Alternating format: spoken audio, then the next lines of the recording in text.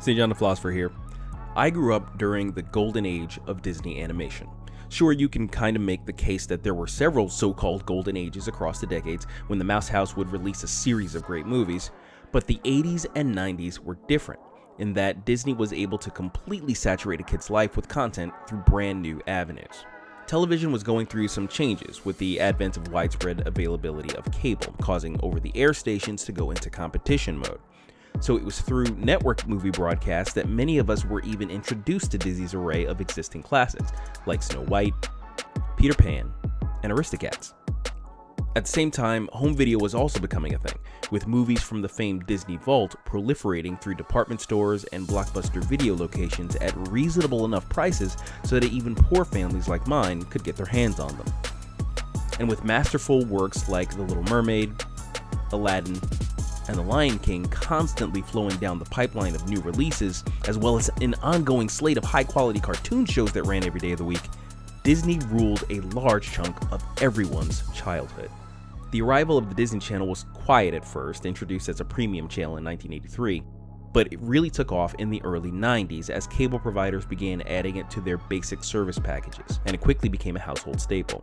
Soon enough, Disney original sitcoms had captured the tween and teen demographics, becoming a star-making machine all its own, churning out child actors that would go on to become megastars on both stage and screen.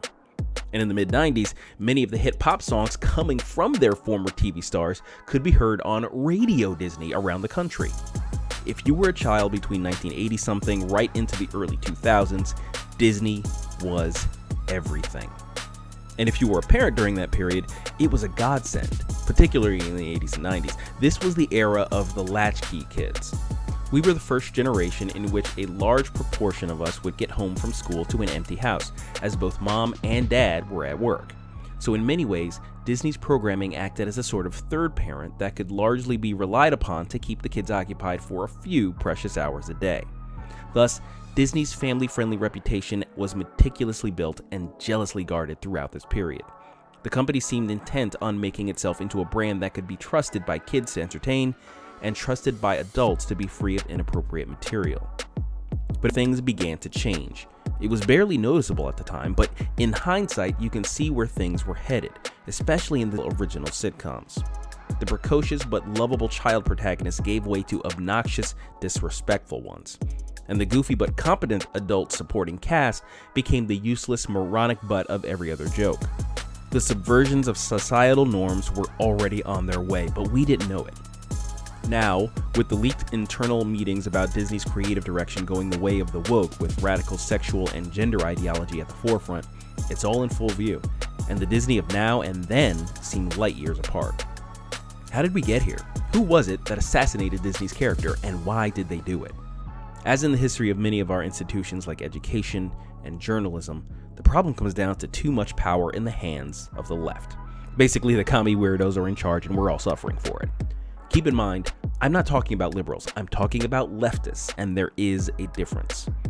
If we were to break down the most basic tenets of life, or look at the lessons people want to be taught to their children, you'd find wide agreement across a vast swath of the population, whether they identify politically as liberal or conservative. We all want our kids to judge people by their character and not simply their appearance. We want them to be able to recognize their own limitations, but use perseverance and ingenuity to overcome them. We want them to embrace the hard road of responsibility and leadership even when a life of leisure calls. The list goes on, but these were all the themes and lessons you used to get from Disney until fairly recently. Now, don't get me wrong, the vestiges of those morals remain, but they aren't baked into the sauce the way they used to be. And as Disney has acquired more gigantic properties, the rot has quickly infested those big names as well.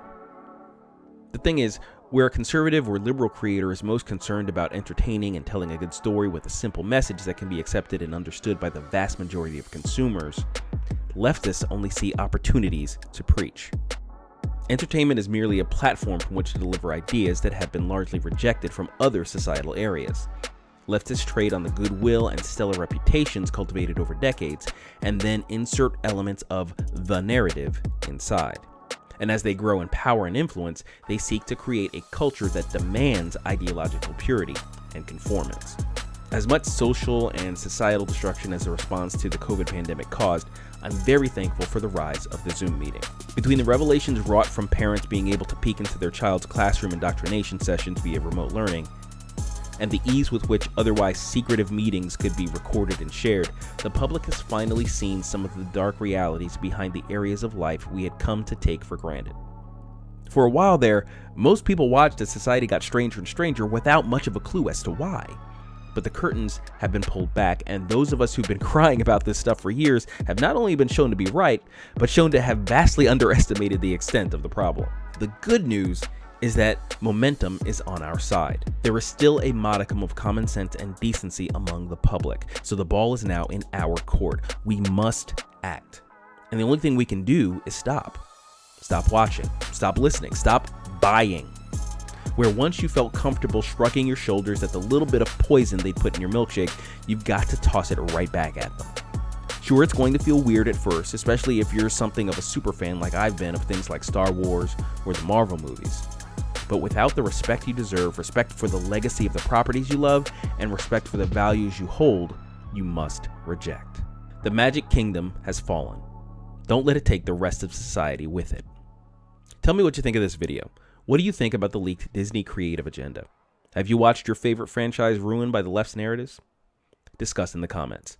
In the meantime, be sure to like, subscribe, and share for more videos on the religion, culture, and politics in our entertainment. That's all for today.